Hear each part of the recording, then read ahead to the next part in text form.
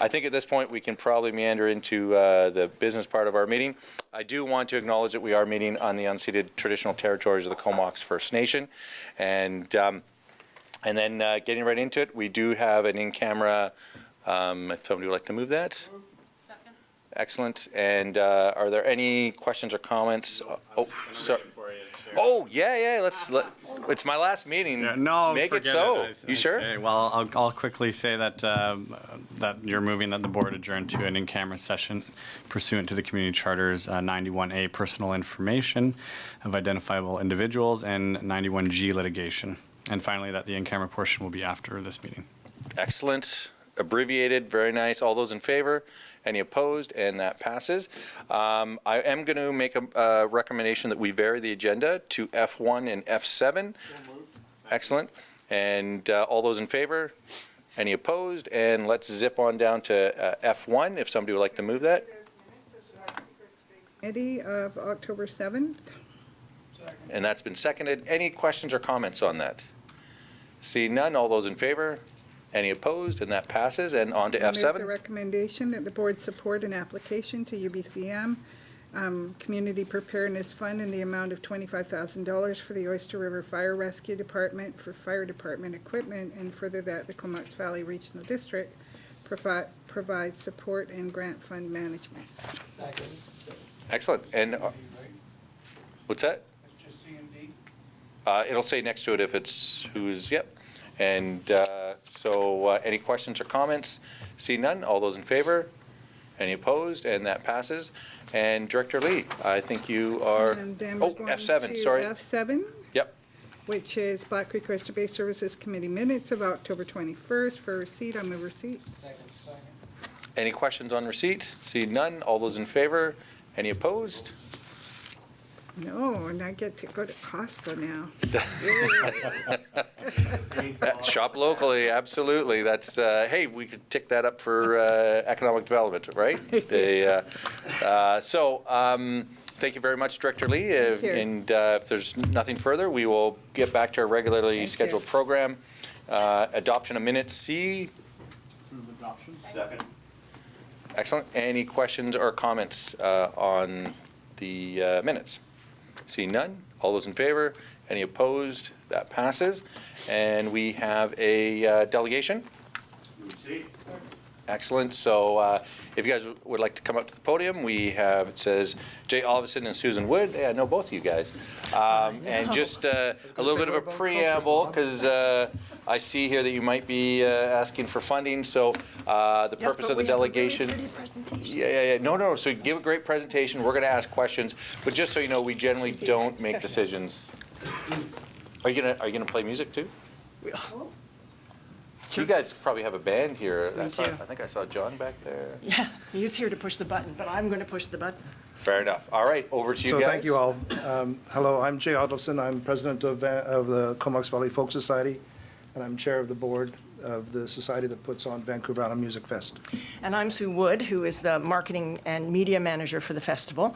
Unfortunately, Doug Cox, our executive director, is attending his mother's funeral today and could not join us. But we're very delighted to be here, and thank you so much for having us.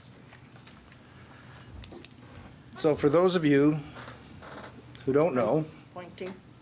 See, this is why I shouldn't be pushing the button. I got it. Just let me know when I can. There you go. so for those of you who don't know, the Comox Valley Folk Society is a not-for-profit charitable organization that was founded in 1995 with the goal of delivering a Roots and World Music Festival each summer in the Comox Valley. Our festival is based on a Canadian folk music festival model, and we work closely with other festivals across Canada to share talent, organizational strategies, policies, and celebration. And we're committed to an event that welcomes diverse volunteers and performers, strives to operate in an environmentally sustainable way, and is financially and legally responsible in the management of our assets and our event. In 2020, please, sir, Music Fest will celebrate its 26th anniversary. This is an unprecedented achievement in the world of entertainment, and we could not have done this without the unwavering support of the community. We talk about celebrating, and over the years, we have celebrated. Next slide, please. We celebrated our community. Look closely, you might be in the picture. Slide. We've celebrated diversity. We've celebrated excellence. And we've celebrated the music. We've celebrated our valley.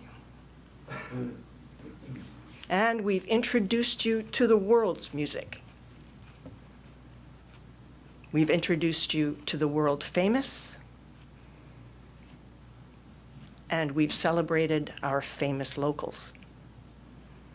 Each year for 3 days in July, the world comes to Comox Valley, and we show the world who we are. Each year, approximately 1,300 to 1,400 volunteers join the Music Fest family to help run the festival. Many of those volunteers have dedicated years to ensuring the success of the festival, and many of our volunteers are multi-generational. Some were conceived at the festival and have returned year after year to support us as volunteers. We partner with dozens of members of the Comox Valley business community, members of the media, sponsors, and performers to deliver what has become the most respected and celebrated cultural tourism event for Northern Vancouver Island, bringing 30,000 people a year to the festival. Should be working now. Oh, no, I don't know, you were doing a great job. Vancouver Island Music Fest has an annual operating budget of about $1.4 million. We employ 3 full-time and 3 part-time staff that all call the Valley home.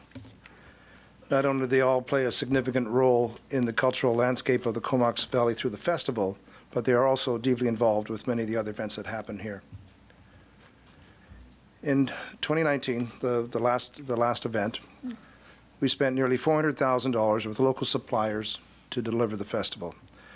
So that's $40,000 for food and services to feed our volunteers, our performers, and guests.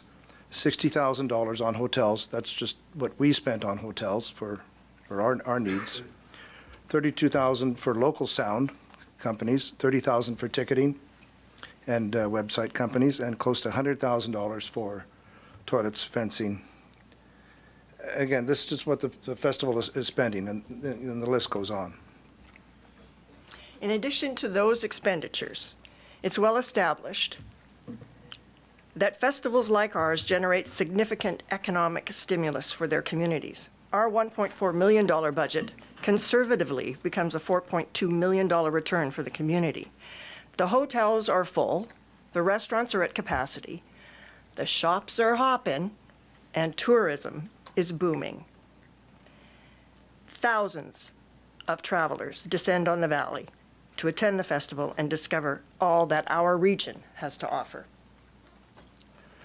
So only 3 or 4% of our funding comes from federal and provincial governments, the BC Arts Council and the BC Touring Council, all of whom recognize our value to the Canadian landscape and in particular the Comox Valley. The balance of our funding comes from ticket sales, primarily, in-kind goods and services from our local business support. We have a raffle on site, and there's some minor initiatives operated by Music Fest and the board. But now, due to increasing costs across the board, we can't meet our expenses with this amount of funding. In fact, over the past 3 years, we have lost money or broken even. In the last year's event, because of rising cost and dynamic changes in our social fabric, we've lost our financial reserve. So last year we lost money, and we're basically now waiting for Christmas in July,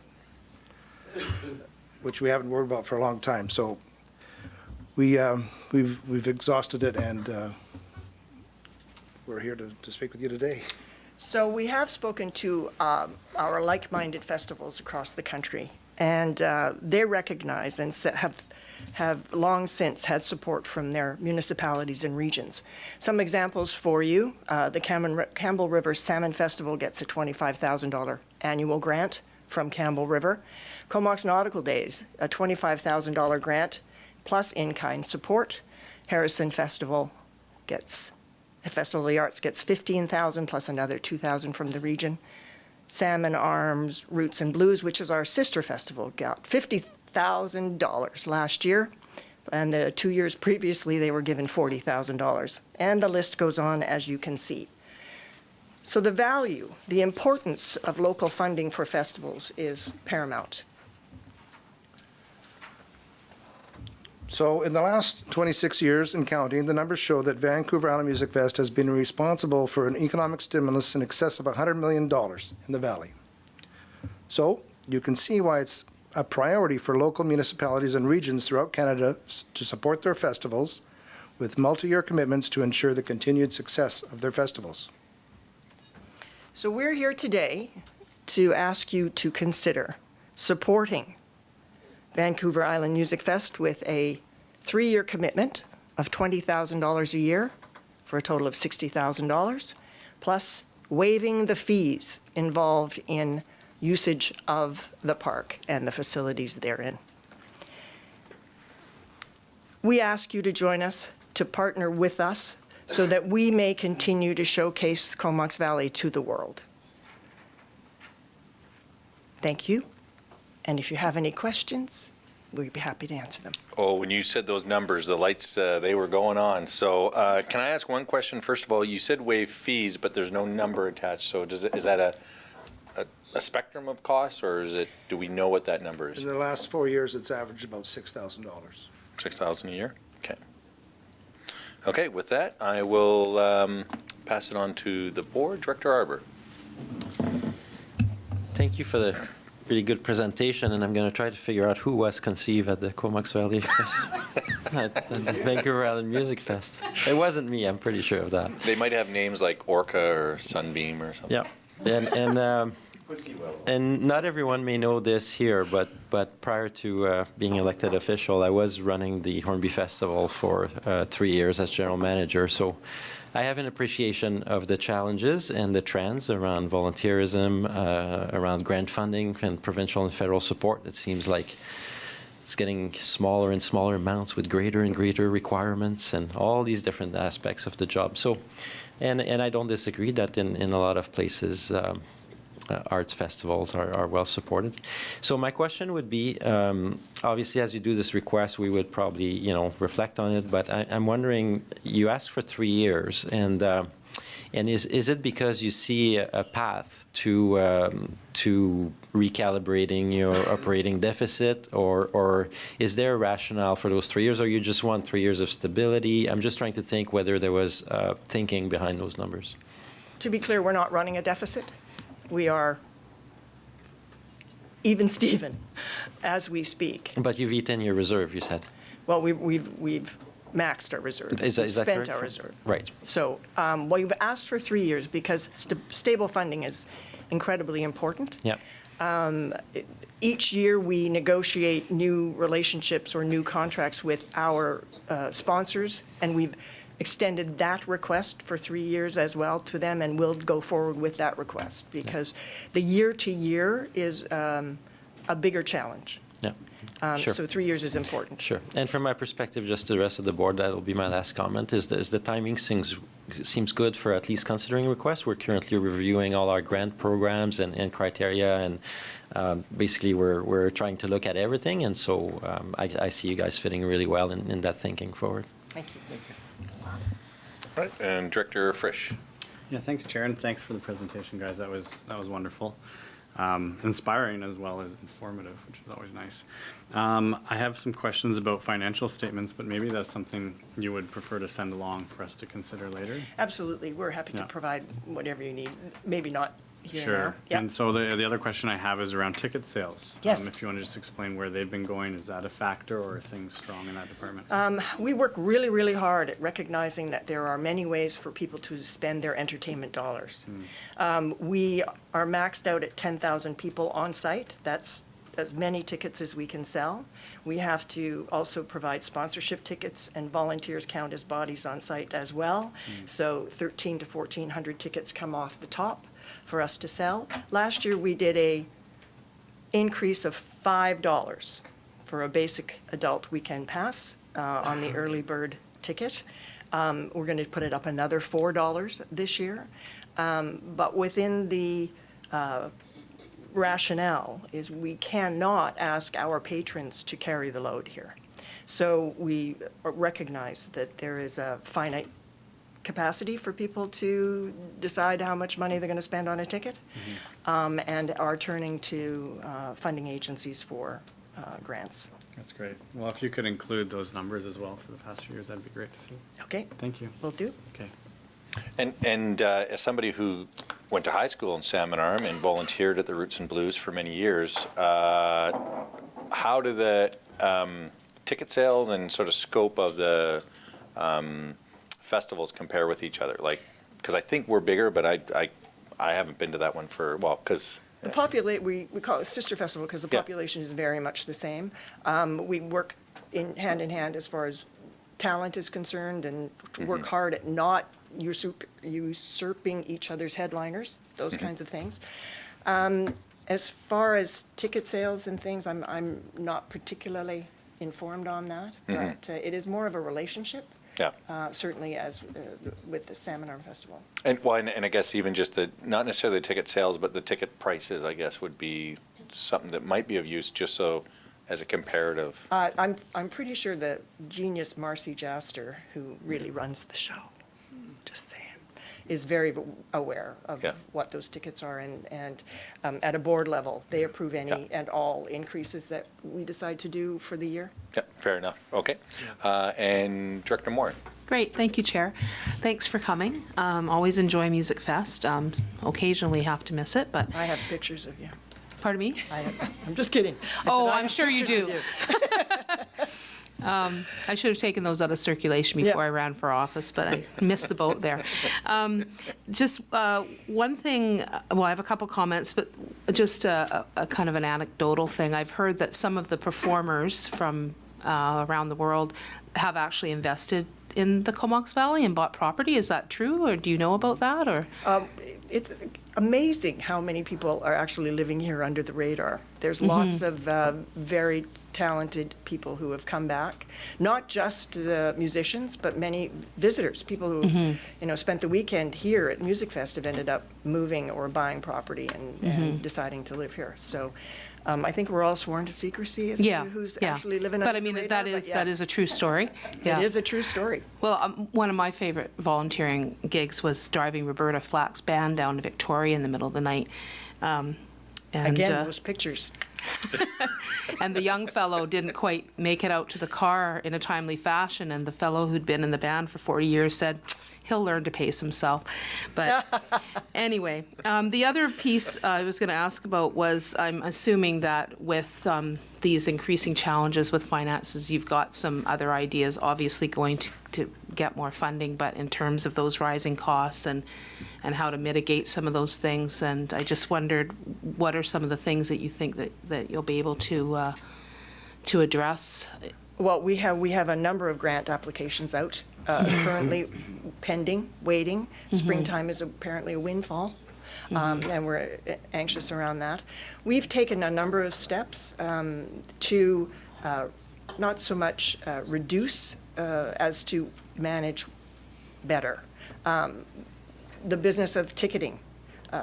We worked with a local website company, digital company here, who created our own ticketing system so that we didn't have to pay Ticketmaster those outrageous percentages and things. And that company has taken the design of that ticketing program that, with, again, Marcy, that they developed, and have been able to sell that to other festivals and those kinds of things. So we look at fencing, we look at porta potties, we look at everything from the ground up. Right. Some of the challenges that we're facing now are environmental. We need more shade for the people. We need to train staff and security in the management of potential overdoses and those kinds of things. So those are the kinds of rising costs that one didn't expect to anticipate, but have to manage at the same time. Absolutely. So they are, we are zero-basing budgets, and we go brand new every year. So everything is under the microscope. Great, thank you. And I might have missed it. I was kind of looking for it, but I know businesses are often sponsoring, and they'll do it through either in kind or all sorts of things. Do you have that number? Was that in the? We don't have a number that says the value of in kind, Right. but we get a lot of the contributions at a reduced rate in exchange for tickets and so on. But that is one of the challenges that we're facing, is the amount of support that a lot of people can do is lessening. Or they're Because their overhead's up too, yeah. you know, so. So we're finding it harder to get what we have in the past. It is shrinking. Yep. No, We're fair very enough. grateful, but it's shrinking. Yep. That's good to know. But they all sharpen their pencils for us. There's no doubt about it. They recognize the value of the event overall and what it brings to the lifestyle of those under the radar and us above the radar living in the valley. Yeah, and I'm probably biased because, we You had a great time last year. yeah, Just saying. every year, to be fair. Director Grieve. Thank you very much, and welcome. Old friends, actually. As you know, I was on the board of Music Fest for 6 years, and I've spent the better part of 50-odd years promoting local music in the Comox Valley, so I'm certainly in support. Some of the talk was around waiving the fees for the rentals, and just to put things in perspective, the rent of the facility and the grounds bring into the service about $28,000 a year, out of which $24,000 a year pays for the hydro bills. So it was a very slim budget there. We're also paying off the debt for the infrastructure upgrades we put in 2012, I think. So, you know, we've got all of the power upgrades and the water upgrades to the park. We're paying that down, I think, over the next about 5 years left, is it? About that, so rough and ready. And I think Director Arbor brought up a good point, because we are in the process of reviewing our arts and culture grant. But as you know anything, if you know anything about regional districts, about electoral areas, we can't just take money out of anything and put it to something else. So we don't have a designated service, but the arts and culture grant was kind of a way of getting around the electoral areas, supporting things like the art gallery, the museum, the Sid Williams Theater, et cetera. So there's a possibility of putting in an application for that. And it will be probably, I don't know when the report's coming forward, but I'm sure early in the new year. So there is some money there from the electoral areas. So that brings me to the question, are you presenting this presentation to the City of Courtenay? Because obviously, City of Courtenay has that ability to transfer funds around. And as well, they stand to gain the most. They're the host community. They've got the businesses and services that stand to benefit from it. Yes, we are indeed. They're next on the list. And you'll pretend you haven't seen it. Well, actually, I had lunch with Doug, and I told him he should do this, so. Okay, fantastic. So you know it's all coming. Yes, sir. Yeah. We are presenting to Courtney. And as I say, there are a number of grant applications out pending approval as we speak. And we're going to do the best we can to ensure that we approach every opportunity. All right. And Director Frisch.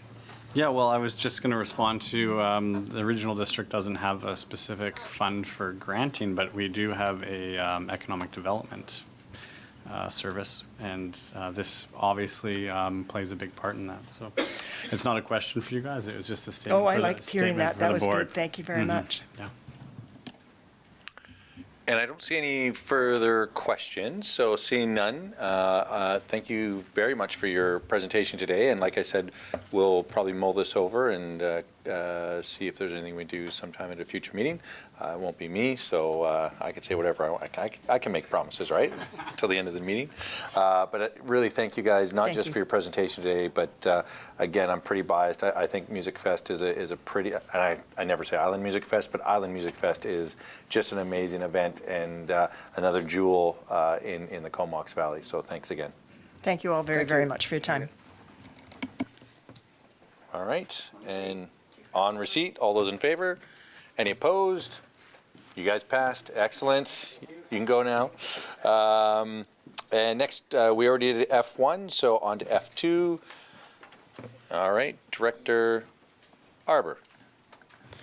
Move receipt of the Electoral Area Services Committee minutes dated October 7, 2019. Excellent. Are there any questions regarding the minutes? Seeing none, all those in favor? Any opposed? And that passes. There are recommendations. I can move recommendation 1 that the board approve development variance permit DV4A19 Bell to decrease the minimum side yard setback from 3.5 meters to 2.6 meters and the rear yard setback from 7.5 meters to 1.3 meters and the rear eave setback to 1.0 meter for the purpose of constructing an accessory building on a property described as 9 Little Bear Way, and finally, that the corporate legislative officer be authorized to execute the permit. Excellent. Any questions or comments regarding that? All those in favor? Any opposed? And that passes. I can do a couple more, Mr. Chair, if you'd like. Sure. I'd like to move recommendation number 2 that the Comox Valley Regional District Board approve development variance permit DV7C19, the Ballinyard, I think, Lessard is actually a good French name, to reduce the minimum rear yard setback from 7.5 meters to 4.91 meters for the proposed carriage house for property described as 60 Salisbury Road, and finally that the corporate legislative officer be authorized to execute the permit. All right. All those in favor? Any opposed? And that passes.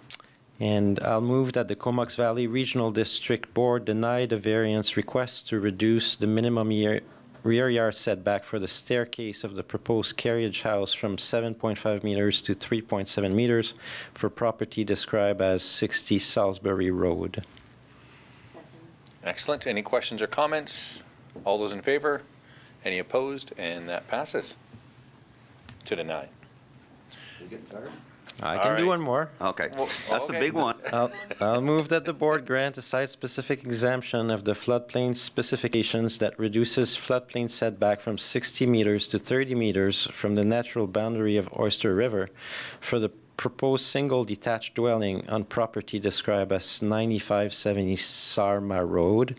And finally, that as a condition of the site-specific exemption, the Comox Valley Regional District Building Services Department not issue final occupancy for the single detached dwelling on the property described as 9570 Sarma Road until the applicants, at their own expense, register a restrictive covenant under Section 219 of the Land Title Act, specifying conditions that would enable the land to be safely used for the use intended according to the terms of the engineer's report by Jim Mitchell of Emerald Sea Engineering, report revised September 24, 2019, which will form part of the restrictive covenant, as well as an acknowledgement that no disaster financial assistance funding is available for the building or its contents, and releasing and indemnifying the CVRD from liability in the event any damage is caused by flooding or erosion.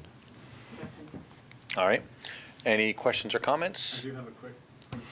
Yep. Director Frisch. Yeah, and it's actually, I should have asked it during the minutes when they were put forward for adoption. And I wanted to throw this out there for the electoral area directors, because I don't know a lot about, obviously, your meetings, but I'm wondering how closely these sorts of recommendations and development permits follow the sort of the RGS. And I don't know if, I don't want a whole discussion right now, but if someone wanted to comment on it, that would be Like wonderful. Mr. Dyson is, Or at ready another to time, talk. at another meeting, perhaps. Each one of the staff reports, which is, can be connected through the minutes, refers to the regional growth strategy implications, whether they apply to an application or not. So the area directors put their minds to that before they consider these recommendations.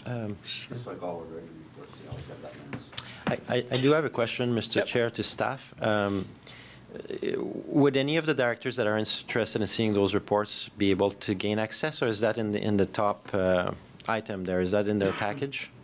Correct. Jake, if you could explain how one can access those reports? So just attached to this agenda package Yeah. is the minutes, but not linked within those. It is accessible on our public website, the actual minutes of the EASC meeting in which all of those reports are available, but they're not, as you, I think, stated, not attached to those minutes in your package. So Director Frisch could go in, or Absolutely. anybody else. And any member of the public or director could access Yeah, it. just to be clear, I'm not questioning any No, of no, these I understand. motions, but just, it made me think, you know, what's the left hand doing? We're very mindful of the RGS and love to comply with it. Thank you. Fantastic. All right, so, seeing that, questions have been, oh, Director Green, oh, you're just getting ready. Jump in there. All right, batter up. All those in favor? Colleague of Ray. And this is a good news story. Well, we got to do all in favor first. Okay. Hands up, only if you're in favor. Any opposed? Okay, we're good, I think, now. Okay, Director Green. I'd like to move recommendation 5, that a planning process be undertaken to identify the best route options for an active transportation pathway from the intersection of Butchers Road and Lazar Road to the community of Point Homes, with a multi-jurisdictional approach between the town of Comox, the Ministry of Transportation Infrastructure, and the Comox Valley Regional Districts, once the town of Comox has identified a new parks superintendent. All right, any questions or comments? Director Grant, did you have a question? Yeah, I did, actually. So this has long been on the radar for town. We finally have the last piece of the puzzle that we need to get this started. Just in the last week, I went down and met with the Lazo Residents Association, I think is their name, Point Homes. And they are really behind this project. What I would like to see is that this just maybe be a first phase of a larger project that goes all the way around Knight Road.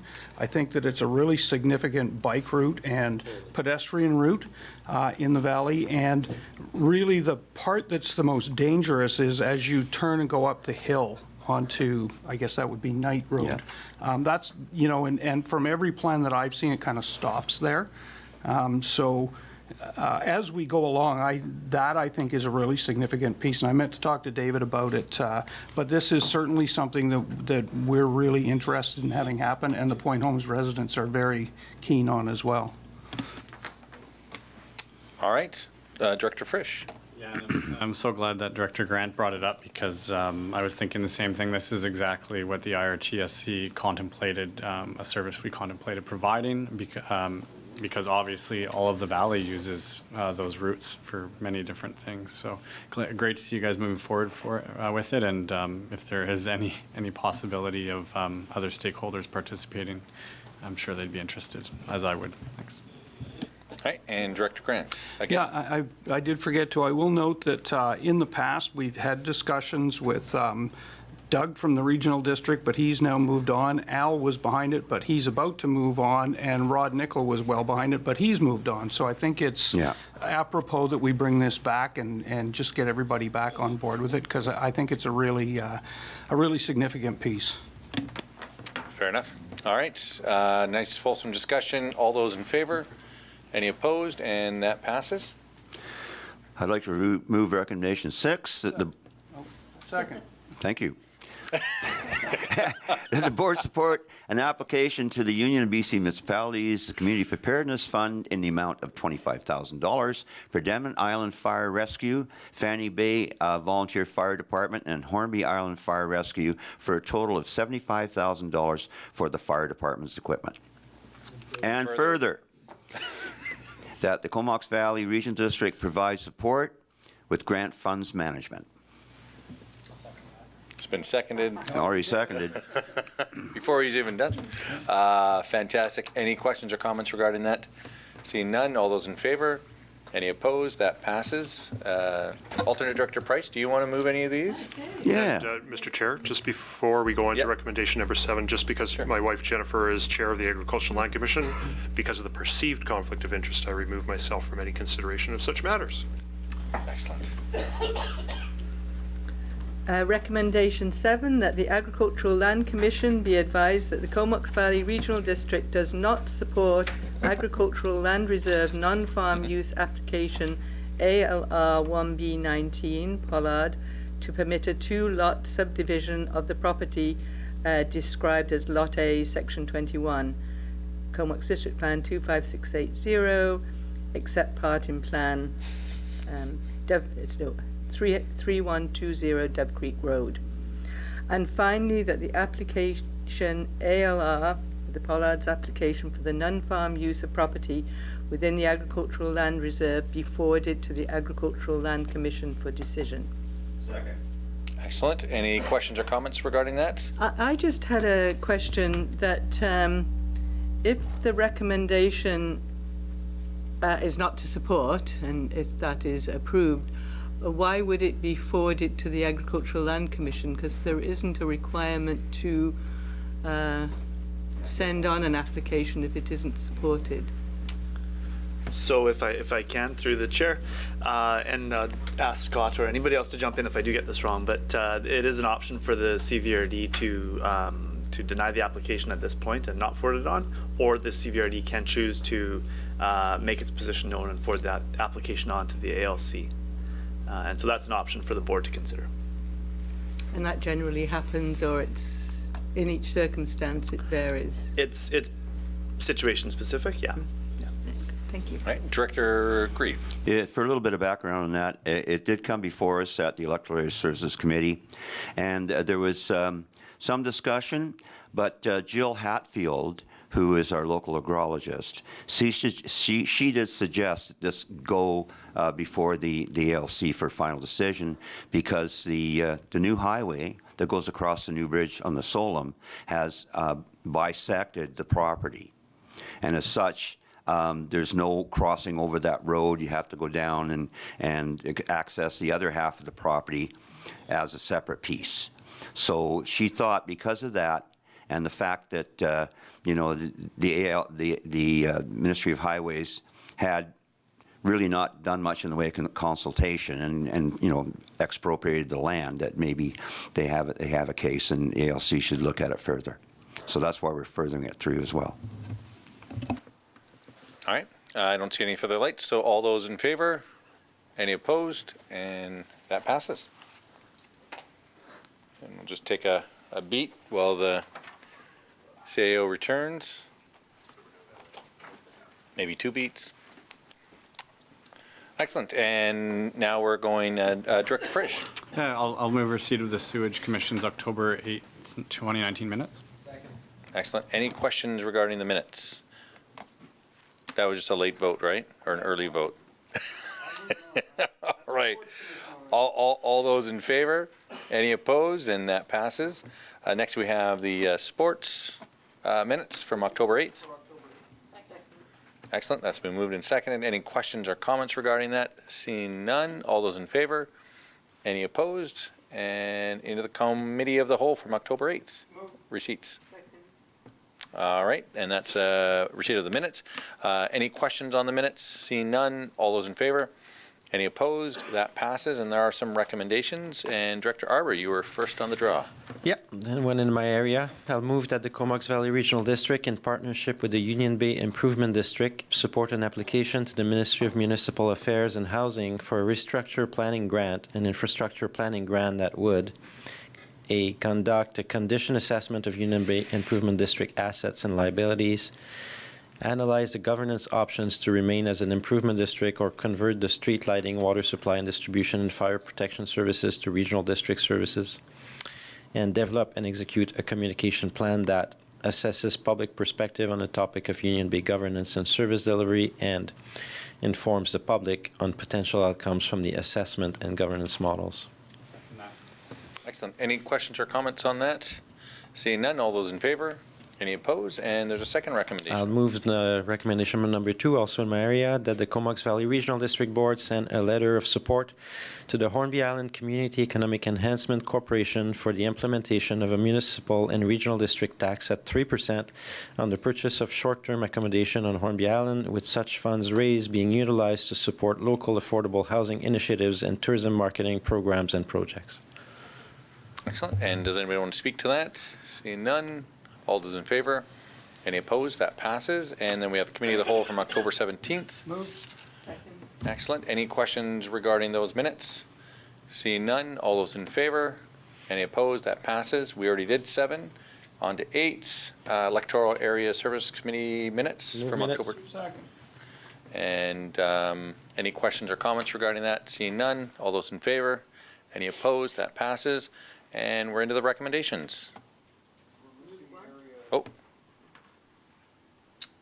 Move recommendation 1, that bylaw 2866 being the Comox Valley Water Systems Regulation Fees and Charges Bylaw 2006 be amended to include a 9% rate increase for all commercial and residential minimum charge and tiered rates effective April the 1st, 2020, to ensure revenue demands for the Comox Valley Water Local Service Area are met while an organizational-wide asset management review is completed.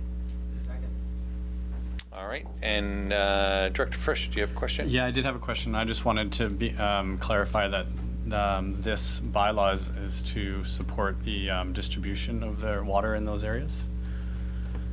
That is correct. Distribution of water within the electoral areas. Yes. Excellent, thanks. All right. See no further questions or comments. All those in favor? Any opposed? That passes. And there's a second recommendation. Move recommendation 2, that bylaw number 111 being the Royston Water Service Regulation Fees and Charges Bylaw 2010 be amended to include a 9% rate increase to the basic fee and all tiered rates effective April the 1st, 2020 for asset management purposes. All right. And any questions or comments? Seeing none, all those in favor? Any opposed? And that passes. And I think for Director Frisch. I was just actually going to move receipt of this report, but is that fine? Sure. Do you want me to read it out? Sure. Move receipt of the report dated October 25th, providing the board with supporting background information and recommendation with respect to the adoption of a grant revenue anticipation borrowing bylaw to support the CVR, the Comox Valley Water Treatment Project for receipt. Thanks. Excellent. And Director Kettler.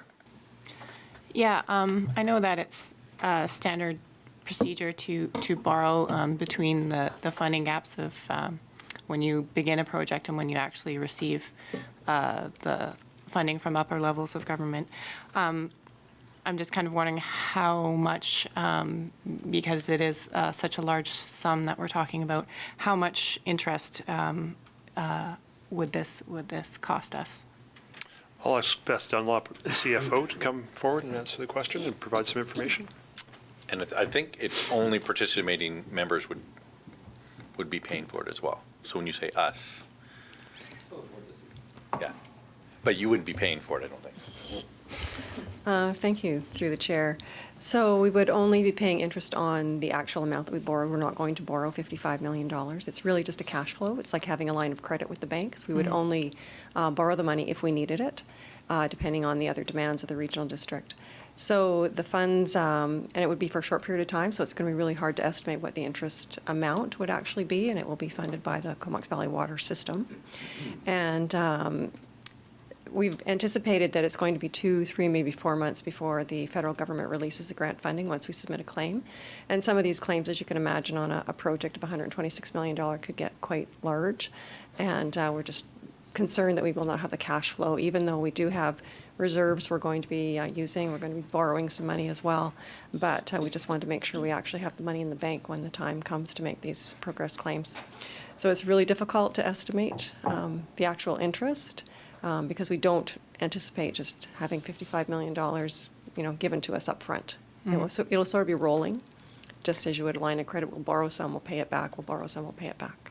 Right, but within the bylaw itself, it's saying $25 million, and that's till August 2020. That's right? the next bylaw.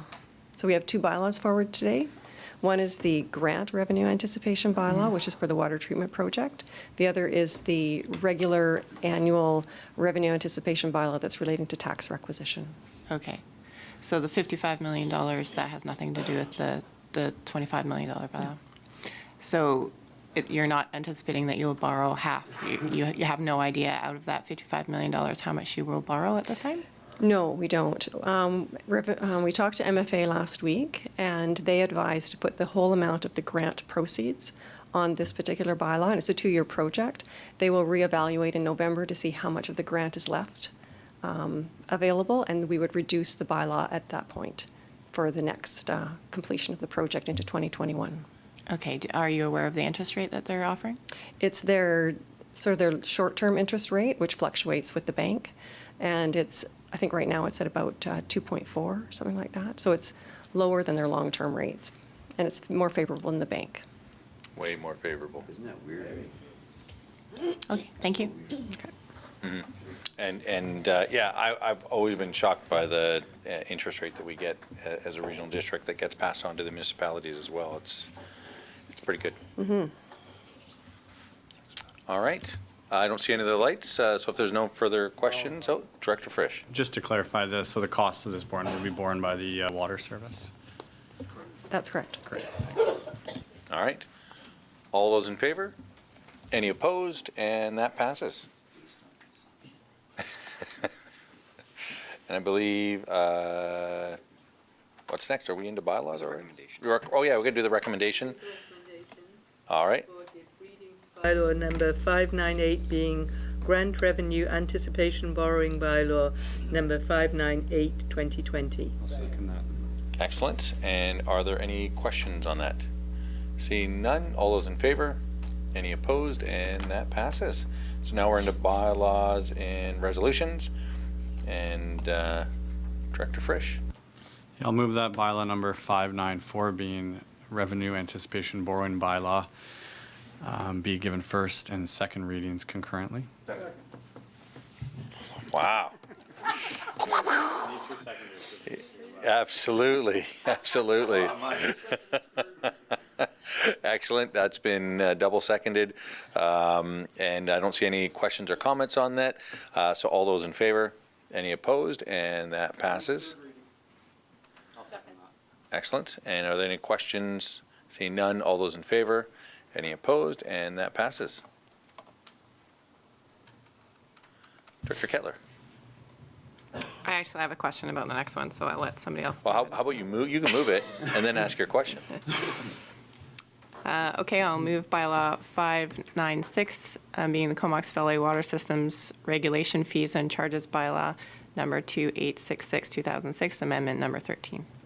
Excellent. And this is on video, so we're going to send this to your council. Second. Sorry. All right. You had a question, though. I do have a question. Reading this bylaw, it kind of looked like the increase was only on the metered portion and not on the unmetered flat rates. Is that the case? If I could ask Mark, sorry. Thank you. If I could ask Mark Rutten, General Manager of Engineering Services, to come forward and clarify. Sorry, I should have clicked over here with him.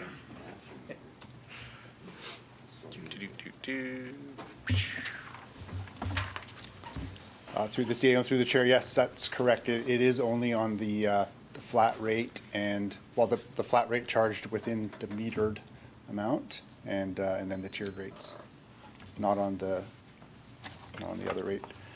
And the area is fully metered, so we don't have hardly any, if any, customers that are on that flat rate, that $435 a year.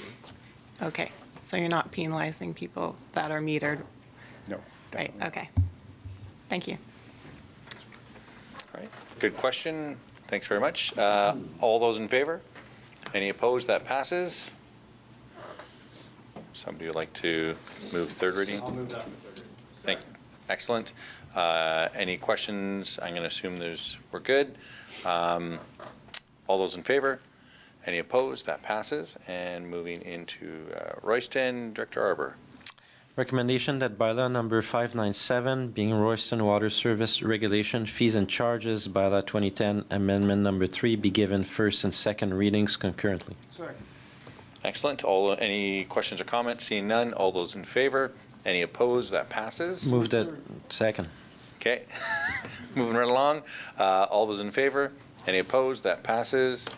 And Director Morin. I move that bylaw number 598, being Grant Revenue Anticipation Borrowing bylaw number 598, 2020, be given first and second readings concurrently. Excellent. Any questions or comments? Seeing none. All those in favor? Any opposed? And that passes. And I'll move third. Excellent. All those in favor? Any opposed? And that passes. And we got the bylaw number 568. Director Moran, your light's on. You can Oh, continue. it's still on, okay. So, Lights on in someone's home, that's good, okay. Sorry, where, I'll do this one. okay, go ahead. sure. Director Frisch, sure. I'll move that, is it the third reading that we're doing here? Of bylaw number 568 being the Comox Valley zoning bylaw 2005 amendment number 78 be rescinded. All right. Any questions or comments? Seeing none. All those in favor?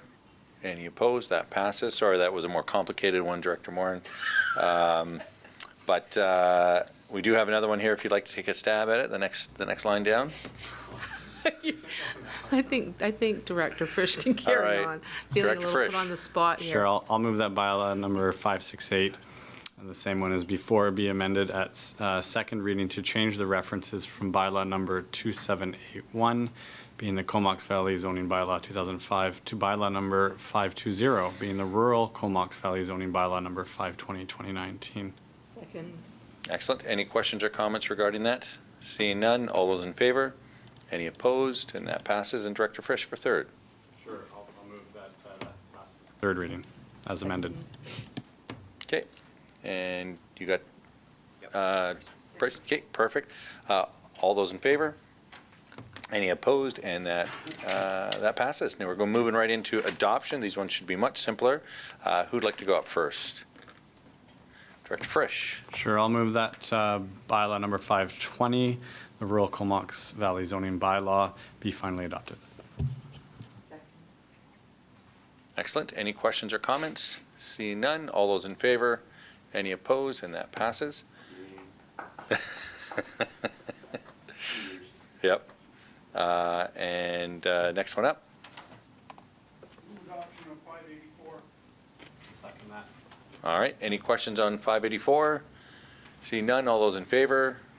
Any opposed? That passes. Move adoption of 585. Second.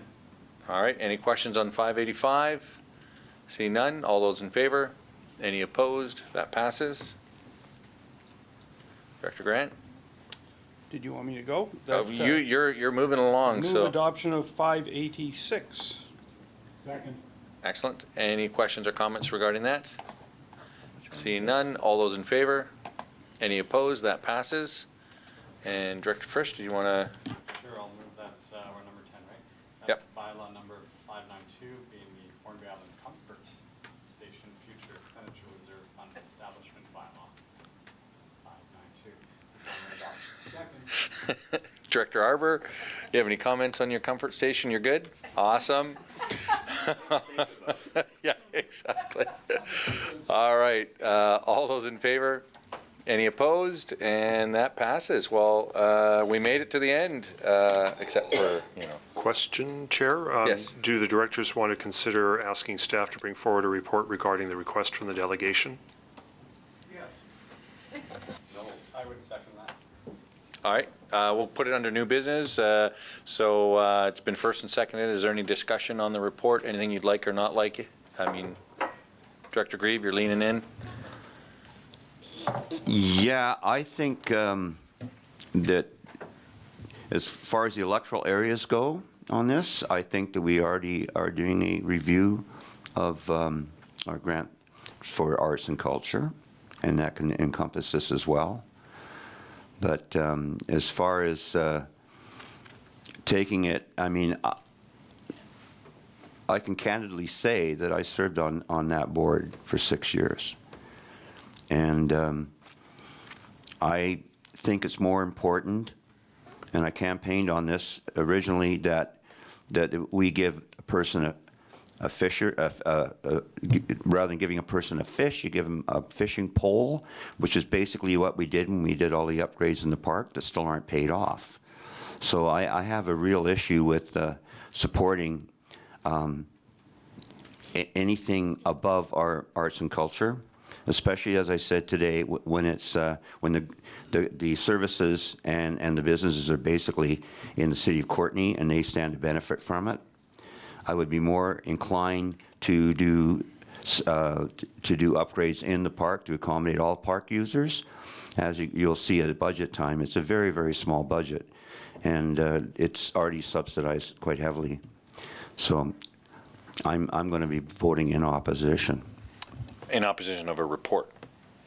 Yeah. Okay, fair enough. Director Grant? Yeah, well, I think a report would be good because they said they were going to go to Courtney, and I assume they'll come to Comox and Cumberland.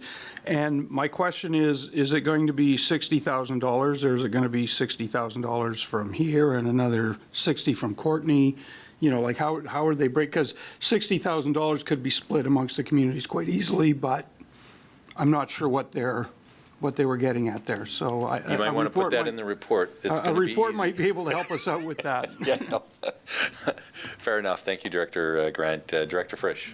Yeah, I was going to point out the same thing, that I'd like to consider looking at it on a valley-wide scale and sharing if the 60,000 was the number, maybe it's more, and sharing that. And I know that we're undergoing a review of our granting process, so that for this year could be a bit of a hiccup. So I would definitely like to see it dealt with at the RD if possible. Fair enough, especially if they're coming to everybody. Makes good sense.